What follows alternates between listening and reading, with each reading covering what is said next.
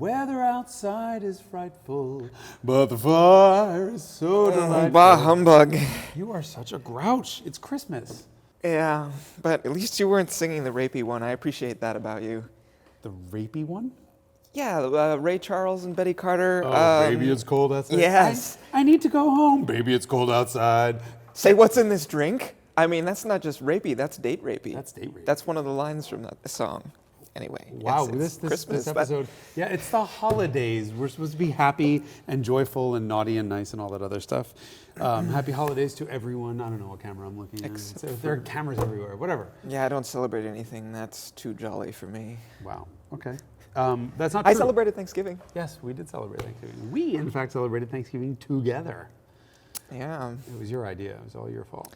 This all started because can I publicly disclose this? Am I going to get in trouble for this or how I ended up with the Macan? I don't know what you're going to say. So you tell me. This all started because I was taking the GT3 in for service, and I knew I was going to have a service loaner, so I was like, oh, let's put some miles on the service loaner and go to some places that I wanted to go. And then I invited everybody else along. And Wait.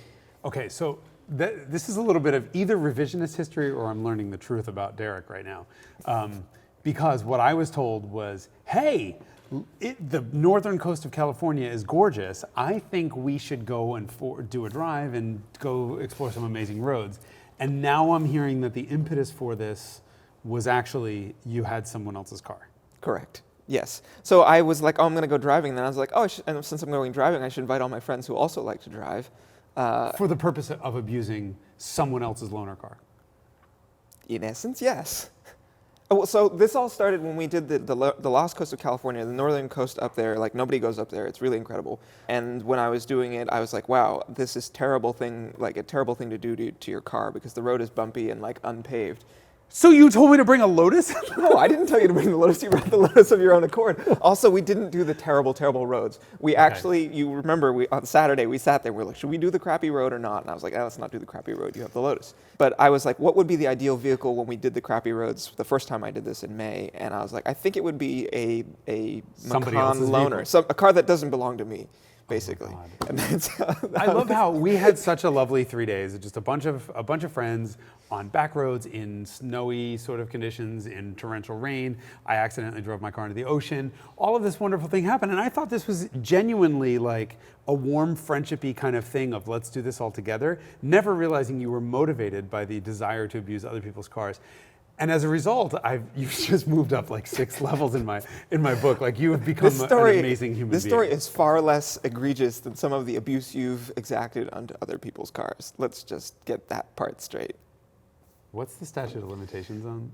We'll have someone look into the statute of limitations on rental car abuse stories. In the meantime, let's talk about our trip. Let's talk about the holidays and what the proper way for a car person or a curmudgeon to spend a holiday. And I really think what we did was great. Yeah, I agree. So maybe it'll be a tradition. I mean, it's like it's rapidly become one of my favorite activities to. Conveniently, you mean that you're going to take your car in for service every holiday long weekend and be like, oh, I guess I need another oil change. Give me the keys to that shitbox Macan. Is that the way this is going to work? No, I mean, I think that I would have to have more cars in order to do that. But like going motoring, I mean, I've gone plenty of motoring in my own cars as well, as you know. All right, so let's explain what we did. So we met on the Friday after Thanksgiving, and we beelined it all the way up. We were in the Bay Area. We beelined it up to Eureka, hung a left, and went over the coast. Redding. We went to Redding, I'm sorry. Yeah, and then across through, it actually ended up being snowy, which was an interesting vibe because in the Lotus, and there was a 944 with us. Yeah. And for people who don't know, so there's the coastal ridge is basically a mountain range that separates the coast from the rest of California throughout most of Northern California. And so to get from I-5, which is the main artery north, we had to cross over a mountain chain, which, when you're at the Golden Gate Bridge, it's right there. You get further north and those mountains kind of get bigger and taller. And so we were trying to avoid, as it turns out, yes. We were trying to avoid a winter storm that was rolling in. And so the original plan that I was told anyway was we were going to crisscross sort of back and forth between, before it was ridge, snowing. Before that, and there was chain control. Yeah, chain control, disasters. And so we made that left. And we're starting to we're starting to approach the mountains, and it was like ridiculously gorgeous in the background. I was following you, I was right behind you, and I see like this little town, I don't know what town it was, and it was just completely covered in snow, and I'm like, this is so charming, oh my God, we're all the way up in the mountains, and we pass a sign that says elevation 1,000, and I'm like, we're fucked. We're fucked. We're just all Shasta. I'm gonna die in this thing because I'm in a Lotus Elise on summer tires that are possibly the worst tires I've ever experienced ever in the dry, and then to add on to like, oh my God, it's dark, it's precipitating on and off, like we're just fucked.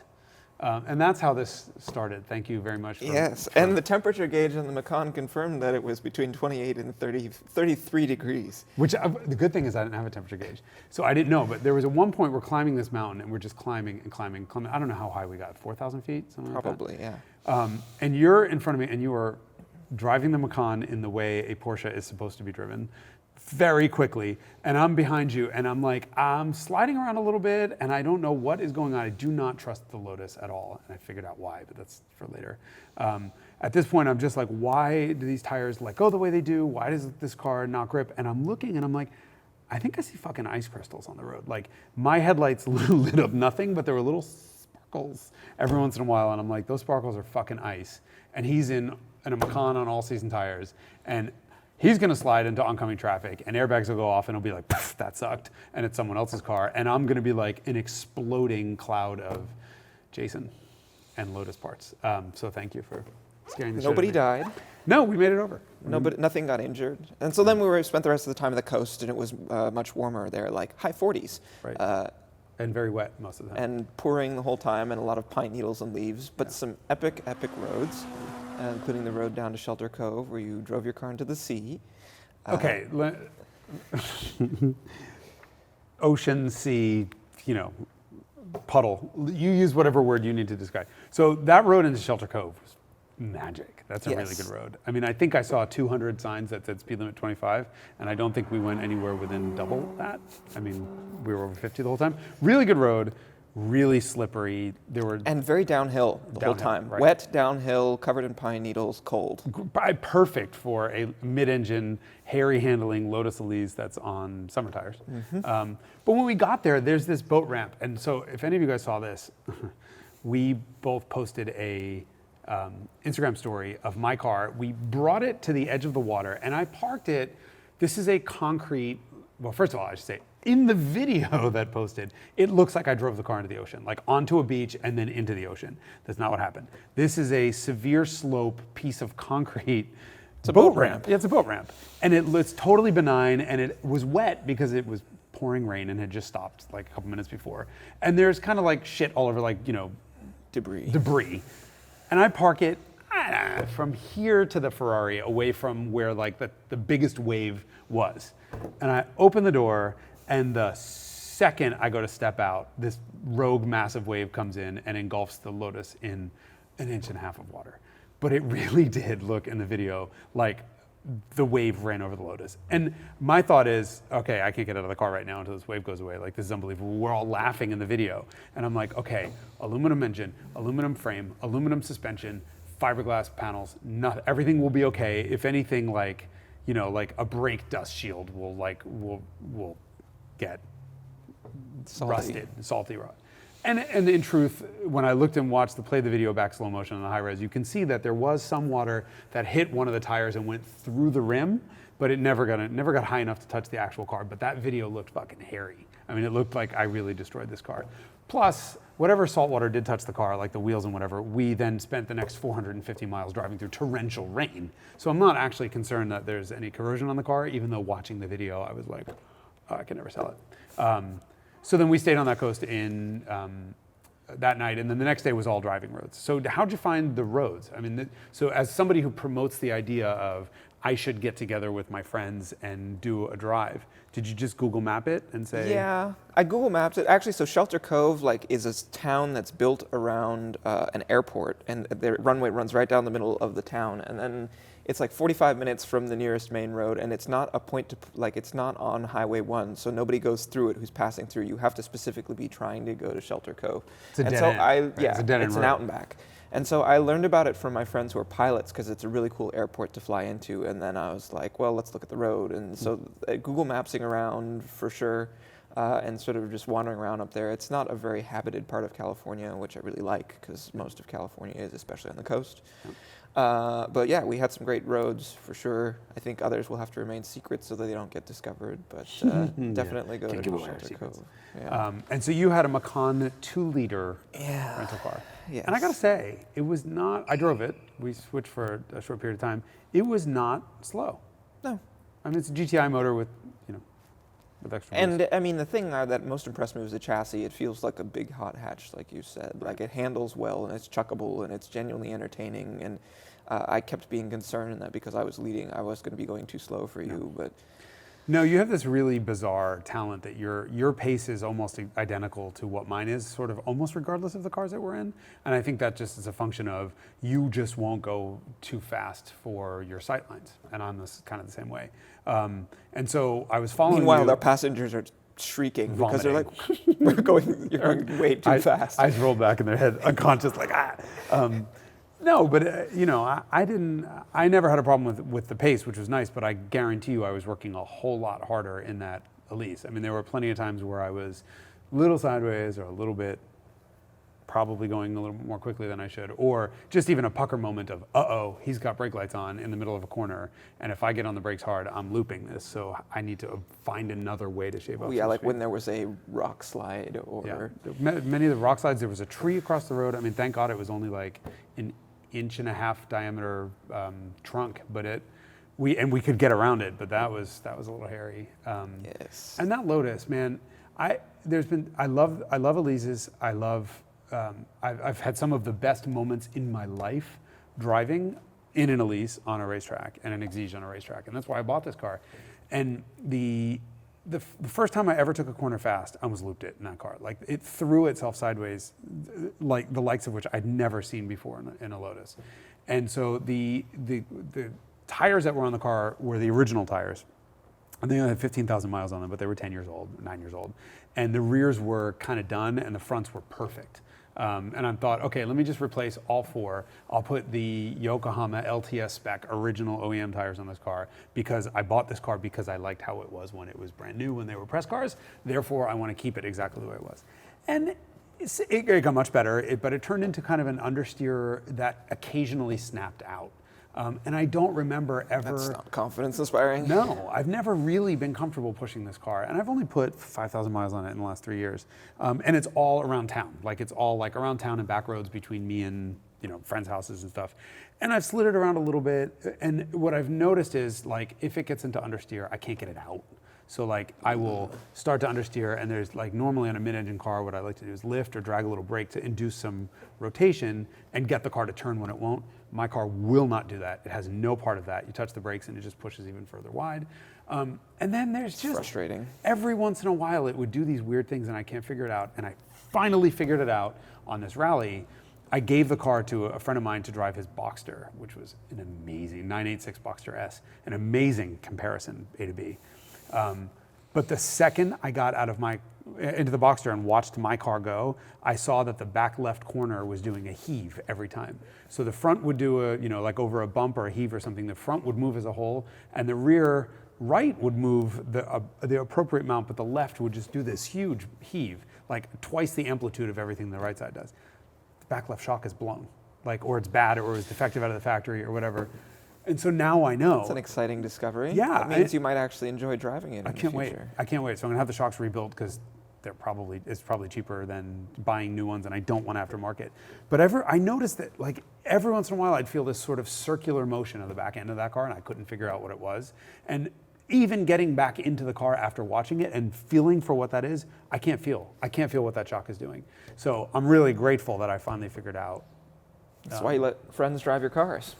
I never let anyone drive. That was a You fluke. You wanted to drive the 986? I wanted to drive that 986. And my God, what an awesome Comparo. So when I posted pictures of the rally to Instagram, a lot of people were like, hey, that's a cool 986. What do you think?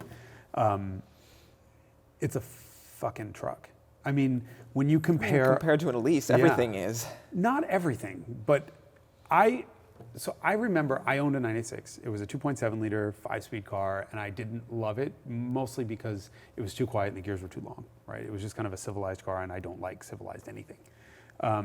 I had, previously I'd previously driven a Boxster S, a 986 Boxster S, and I remembered the gears being shorter, and I remembered it being, because it's a 6-speed, and I remembered it being quicker and just more of an experience. And getting back into this 986 Boxster S was a revelation because I was wrong. It was just as long-legged and torque deficient and slow and isolated. I mean, it has torque. It just doesn't feel like it because the gearing. 74 mile an hour second gear. Yeah, the gearing kills it. And then you don't hear anything. I mean, the engine. It's very quiet. Remember, we were in the car together, and I'm like, haha, look at the tack, and it's pointing to $5,000, and neither of us could hear the engine at all. And it was just a shock how much of a car the Boxster was. Yeah, really good ride quality, Yeah. very civilized, like very refined. Yep. It's Mercedes-like. Yeah. There, I'd say. Yeah, no, it really is. I mean, it's a lovely GT, amazing at the limit. Which is odd because I had a 987 Cayman S, and I don't remember it, that characteristic. 987 was much sharper. Like, it was just, they tightened up that steering, even everything. Yeah. The shifter was... Well, it's no longer cable shifter, I think. It is? No, because they you both can put cable? a 987 shifter in a can. 986, yeah. Oh. But everything was tighter and quicker, and the steering had a much better sense of weight, much more weight off thing. Better noise for sure. Better also. noise. They loud like that. I feel bad trashing our friend's car because it's a really nice car. And Yeah, it's a hell but of like a bargain. also dollar adjusted, right? When you were like thinking about like for a, I don't know, what is that, for 15, 20% of the money of the Elise, it's compelling. Yeah. Or like, I mean, I don't know, under $10,000. Yeah, under for, $10,000. a Boxster S. So I got into following the Boxster on the back road when I was in the Lotus. I'm like, okay, maybe I should just cash in the Lotus for a Boxster S and put a big chunk of money in the bank and have the Boxster. And then that stopped the second we got in the car because I was maybe like, 987. maybe try because I got a 986 and I'm like, even if I get a car with the IMS bearing that's done, I have to immediately do a short shift kit. I have to immediately do an exhaust. I have to. I mean, there's just so much stuff that I would need to do right away, and it's just not worth it. I need my mid-engine sports car 2-seater convertible thing needs to be in a 10 out of 10 on the experience charts to outdo the VWs. I've mentioned this before, and that Boxster is such a good car that it's just a 6. It's amazing at the limit. Like, it's so good, beautiful mild understeer, and then you add any throttle and it just rotates, and it does it so slowly and so predictably. And which is remarkable for a mid-engine car. Yeah, it really is, but it's not it's not fun. Not 1 minute did I think that car was fun, and that was a shame. But that's really, I mean, to make You could make anything fun. You could, but why? The whole point of the Boxster is it's Oh cheap. yes, no, I agree. It's a different. So if you're buying a $7,000 Boxster, then you got to put $3,000 into it, and you're still dealing with the gearing issue. And for someone looking for a daily driver, I would say get a Boxster for sure. You cannot reasonably expect a daily drive in a lease, but so it's which one do you want? Do you want a sporty car that sounds good and whatever else? Get a Boxster. But the Boxster weighs 1,000 pounds more than an Elise. It's 50% more. Everything does. Right, and then that's sound deadening, and that's all the things that make the Boxster a great car and make the Elise a fucking unbelievable experience. But a pretty marginal car. Oh, I mean, you can't use it as a car. There's no trunk. Well, it has no bumpers. So every time you hit something with the front or rear, it's like $15,000. 2008 has actual bumpers in the rear. Mine has those are bumperettes. Yeah. Oh. If a large mosquito rear ends you, you're fine. Anything more than you're replacing the whole clamshell anyway, so they don't really work. But let's get back to you and your rental car abuse for a second. We posted some fun videos, we can include them in the thing, of you basically driving this thing through the Nile River. But the funny thing is, then afterwards I made sure to post the thing of the Boxster driving through that same thing, because this river crossing looked absurd, and like it looked so ridiculous in the Macan, like, look, I'm an SUV and I'm abusing it, haha, and then the Boxster goes right through because it's only this deep. Yeah, after we unran it aground, it did get sort of high-centered. Yeah, that was driver error, I feel. Mm-hmm. Like our friend I think maybe took the line that I suggested, which was an error in his driver judgment. But whatever. No, I mean, it's just scraping on dirt. We were just pushing it out of the gravel. I think you were the master of abusing cars that aren't yours, though. I'll be honest with you. So 2,500 press cars that I've gone through professionally, I crashed a Mustang into a wall during a shoot. Didn't total Not into the wall. You kissed the wall. I kissed the wall, right? And that's sort of a known thing. And I parked a G65 AMG on a rock and it slid off and did like $12,000 worth of intercooler damage. Other than that, I'm pretty easy on press cars. Like what you guys see and what the world sees in the photos and videos and everything else we did is very controlled and confined. Like I don't do burnouts in other people's cars. Actually, hold on. I don't do burnouts in press cars unless it's for an editorial reason. Like I see there a photo or video, I'm not doing it gratuitously. Oh, yes. Rental cars? Totally different story. Well, hold on. I just You want to have make the sure this naughty says on. naughty now It because still says naughty, it still yeah. says naughty. Because, so hold on. If I do this again, nice. I'm nice to press cars because those are for my work and for media evaluation. But fucking rental cars deserve to be killed. What are some of your best rental car stories? What are yours? Why it gotta be me? Because I'm nice to rental cars. I'm high in mechanical sympathy. So you've never beat up a rental car? No, I don't think so. Really? Except, Yeah, I had to do it. Never really? Okay. I mean, just like what I did to the Macan. I don't think I've ever done anything worse. I'm suddenly feeling like a very terrible human being. Okay, well then out with it. All right, so the worst possible. I mean, was in the passenger seat of a Plymouth Sundance that flew off a 17-foot cliff at 110 miles an hour and rolled 7 times. That's probably the worst possible case scenario. Neither of us died, but we came close. It was not actually pretty. So technically, that's the worst rental car abuse I've ever been. The other one would be the Tercel. I have a picture. I know you've seen the pictures. I'll post a picture. So this was funny. So this is a road in. I'm not even gonna say where it is because I don't want anyone to get killed on this road. This is a road that is well known among locals for having a whole bunch of jumps on it. And so my friend Jay had a Jetta GLI 16 valve, Mark II Jetta. And he and our other buddy Scotty had the same car and they were just always hill hopping over all these jumps. And we decided to go out and take pictures of us hill hopping the Jetta, and have it 3 feet in the air. And just that car landed. There's this one jump in particular on this road where the angle of descent matches perfectly the angle that the Jetta would land. So the landing wasn't any sort of oblique angle. It just the car just touched down. It wouldn't even hit the bump stops. It just would land. And it was wow. At the right speed. Basically any speed he did. I mean, 50 something miles an hour, you got a good 2 feet of air. And it just landed like a boop, and that was it. No bang, nothing. So I have a 35 millimeter camera, and this is back in the day. This film. is some years this ago. This would have been 97, something like that. So my friend Garrett, who has killed many a rental car, actually, I think he's the worst in the world. Anyway, he had a Tercel that we had him follow us to the road because well, fuck it, we'll just get a picture of the Tercel in the air too.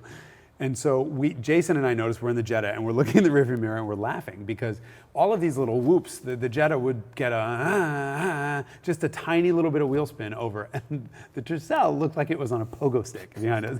It was just the gadoink, gadoink, gadoink, gadoink. It was constantly in the air.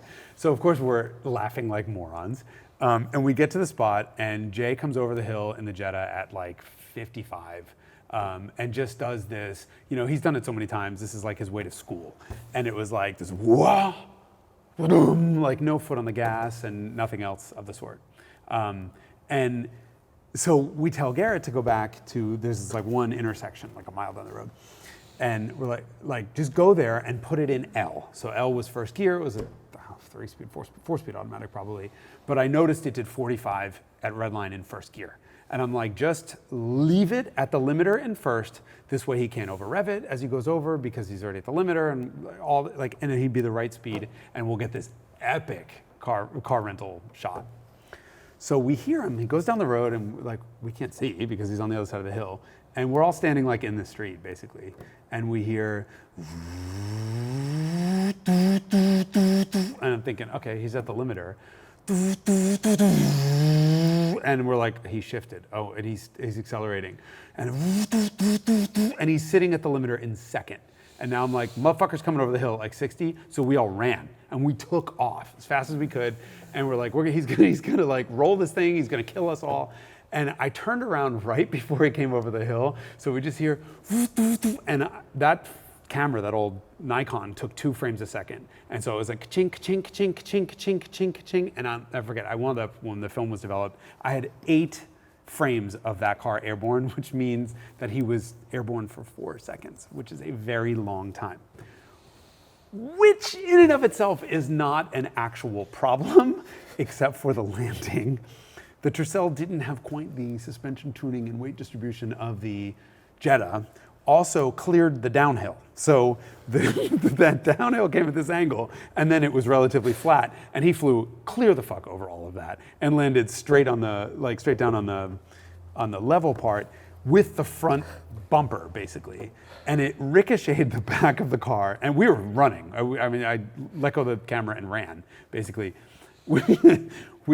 He hits, and it ricochets the back of the wheels down so hard that on the landing, or when it hit the bump stops, all 4 hubcaps flew off. So it was like 4 different hubcaps in 4 different directions, which in retrospect is the funniest thing I've ever seen. I just was so busy running like this over my over my shoulder. And he spun, like he just hit the ground and just did like a 120 or something and stopped basically sideways in the road. And all we hear is, the car will not start. And I'm like, oh my God. So Scotty runs up to the top of the hill to like get traffic to stop in case anyone's coming, because they'll come over the hill basically half airborne and there's a Tercel. Perpendicular with hubcaps all over. And so finally, Garrett gets the car started and moves it out of the way. And we go look at this thing, and we get all the hubcaps and everything's fine. The wheels don't look all that bent. But I open the hood and there is oil everywhere. I'm like, oh fuck. Did you get the insurance? Like, what's going on? I'm looking around and we can't see where everything's coming from, except that the dipstick is resting on the radiator support. And I'm like, fuck is this? And I look in and I realize he hit the ground so hard that it punted the oil pan in and shot the dipstick right out through the thing where it must have hit something else in the hood and landed right there. We put the dipstick back in, car ran absolutely perfect until we started to move it, at which time we realized that all 4 wheels were bent and the suspension was all bent. So the car kind of crabbed down the road to the right, back into the left. So we're just kind of like doing this constant shimmy. And Garrett flew out of I think Roanoke Airport or something, somewhere, and I had to drive it all. Specified where it is. No, that was not there. We had to make it all the way to Roanoke, and then I had to drive it back to Pittsburgh and return it to Budget or whoever it was. And the whole way home, it was 45 miles an hour is the fastest I was willing to go because it was crabbing down the road and just, and he got the insurance. They never said a word. Really? Scot-free. Oh. So that is probably, no, it's not one of the worst. Scotty's brother, Scott was the other one with the Jetta. He rented a Neon and was doing laps on, oh God, it was some track in West Virginia, I think, also in the Mid-Atlantic. He was doing laps in a Neon rental car and parked it with the brakes on fire. And they were like, ha ha, look, it's on fire. And it just put itself out and everything was completely fine. And then he went to go move it an hour and a half later and it would move. It was just puts in gear and brakes. Reverse, drive. And they realized that the brake pads had welded themselves to the discs, and the thing just wouldn't move. So what do? You just sit there, and they can't drag it. So they hit it with one of the other rental cars and just knocked the brakes free, which I think rises above the level of just accidentally overjumping a Tercel. So to wrap up this episode, I think I've exonerated myself as the worst rental car. I have way bigger stories. Garrett flipped over a 4Runner. This is all statute of limitations shit. He flipped over a RAV4 that he was doing donuts in. Not a RAV4, a 4Runner. Oh God, I caught the brakes on fire on a Lincoln LS by holding the emergency brake button, like it was one of the first e-brake cars. And the scary thing about that is the flames were out of the wheel and up, and they were touching the door for the fuel filler. Like, so I was like, yeah, and just get in the car and just drove really fast. But I'm not the worst. You are the worst because you set up a rally specifically for the purpose of putting 1,000 miles on someone else's rental car / loaner car while driving through puddles. But you did it for the right reason, which was to spend your holiday with friends. And for that, you almost lost your fucking curmudgeon status.